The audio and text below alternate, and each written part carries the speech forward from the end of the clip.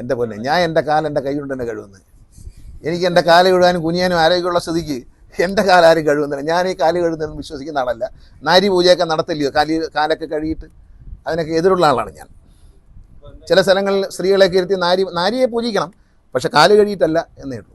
കാല് കഴുകുന്നതെന്ന് എന്നെ പൂജിക്കത്തില്ല, വേറെ ആളെ അന്വേഷിച്ചു. അതേ ഗണേഷ് കുമാറിനെ ആരും പൂജിക്കത്തില്ല. എൻ്റെ നയം അതല്ല. ഞാൻ ദൈവവിശ്വാസിയാണ്, അന്ധവിശ്വാസിയല്ല. ആരെ? എന്നെ? അയ്യ, അതെന്തെന്നറിയാം, അമ്പലത്തിൽ ചെന്നപ്പോൾ ഈ പൂർണ്ണകുംഭം തരുന്ന സമയത്ത് കിണ്ടി വെച്ചിട്ട് വെള്ളം കാലിലോട്ട് ഒഴിച്ചു. അത് എൻ്റെ കാല് പൂജിച്ചതൊന്നുമല്ല, അവർ സ്വീകരിച്ചതെന്ന്. അങ്ങനെ ഒരു ആചാരമാണ്.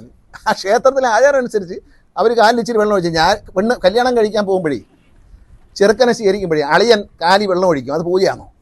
അങ്ങനെയൊന്നും പറയാതെ, എല്ലാം പൂജയാക്കാതെ. കാരണം അത് കുശുംബന്മാരാരണ്ട് പറഞ്ഞതാ, അമ്പലത്തിലെ കമ്മിറ്റിക്കാരെതിരുള്ളാരണ്ട് പറഞ്ഞതാ. NSSൻ്റെ ഒരു അമ്പലമാണ്. അവിടുത്തെ ഒരു കൂപ്പൺ വിതരണത്തിൽ വന്നപ്പോൾ പൂർണ്ണകുംഭം തന്ന് സ്വീകരിച്ചു. അപ്പം കെണ്ടിയിൽ വെള്ളം ഒഴിച്ചു. അതെന്തിനെന്ന് ഞാനും ആലോചിച്ചു. അപ്പം ഞാൻ ആലോചിച്ച, അളിയൻ വന്ന് കാലിൽ വെള്ളം ഒഴിക്കുമല്ലോ, അളിയൻ്റെ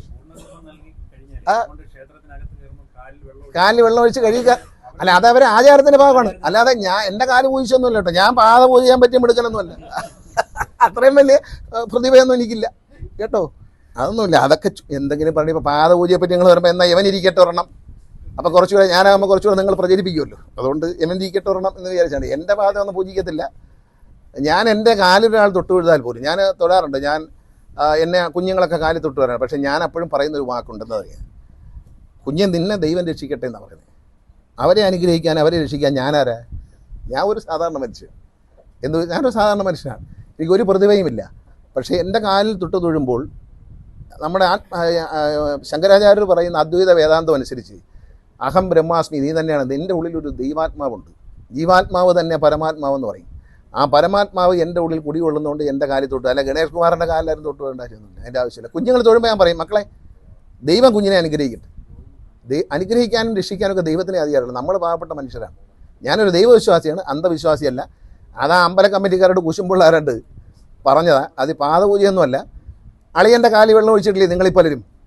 അളിയനെ സ്വീകരിക്കാൻ നേരം പൊക്കെ കൊടുത്ത് സ്വീകരിക്കുമ്പോൾ അതാ റിസപ്ഷൻ. അളിയനെ വീശിക്കുമ്പോൾ പുതുമണവാളൻ്റെ കാലിലോട്ട് വെള്ളം ഒഴിച്ചല്ലേ ഹിന്ദുക്കൾ സ്വീകരിക്കുന്നത്. ഞാൻ അങ്ങനെ കണ്ടിട്ടുണ്ട്. ഞാൻ എൻ്റെ പെങ്ങന്മാരെ കല്യാണത്തിനൊക്കെ അങ്ങനെ സ്വീകരിച്ച ഒരാളാണ്. അപ്പോൾ അതുകൊണ്ട് അത് പാദപൂജയായിട്ട് കരുതുന്നില്ല. അതൊന്ന് വെച്ച് അളിയൻ്റെ അടിമയാണോ നമ്മളല്ലല്ലോ?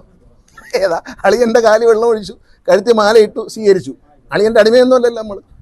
അപ്പോൾ അതുകൊണ്ട് ഈ പറഞ്ഞു തന്ന അളിയനോട് പറഞ്ഞാൽ മതി, അവൻ്റെ ഉദ്ദേശം എന്നോട് വേണ്ടെന്ന് പറഞ്ഞാൽ മതി.